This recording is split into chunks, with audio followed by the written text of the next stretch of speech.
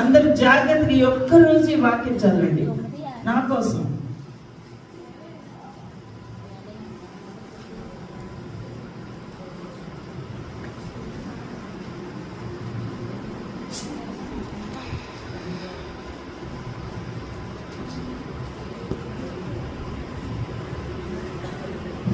తీస్తారా? చదవండి.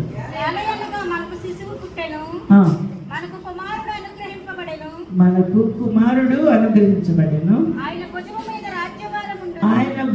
మీద రాజ్యభారము ఉండును. ఆశ్చర్యకరుడు, ఆలోచనకర్త, బలవంతుడైన దేవుడు, నిత్యుడగు తండ్రి, సమాధానకర్తయగు అధిపతి అని అతనికి పేరు పెట్టబడును.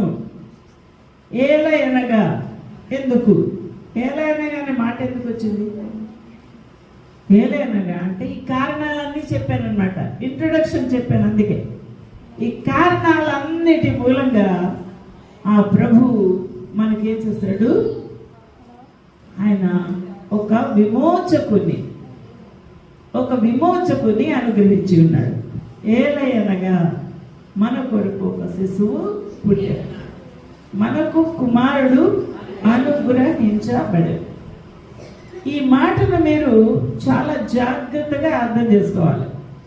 ఎందుకు ఈ మాట అన్నాడు అని మీరు అనుకుంటే మీకు అర్థం కాదు.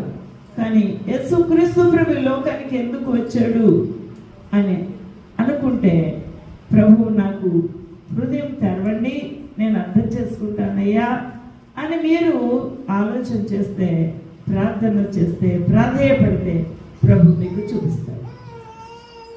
ఓకే, ఇప్పుడు ఏలైనా కానీ మాటలో ఏమున్నాయని చెప్పాను? ఏమున్నాయి? కారణాలు చెప్పాను. ఏమున్నాయండి? చెప్పాలి. కారణాలు చెప్పాను. ఏమున్నాయండి? కారణాలు. యేసుక్రీస్తు పుట్టడానికి కారణం ఏంటి అని చెప్పారు. ఇప్పుడు యేసుక్రీస్తు ప్రభు పుట్టడానికి కారణం మనకు తెలిసినప్పుడు, ఆ కారణం ఎందుకు ఆయన పుట్టాల్సి వచ్చిందో మనం అర్థం చేసుకోవాలి లేదా? అర్థం చేసుకోవాలి. చదువుదాం.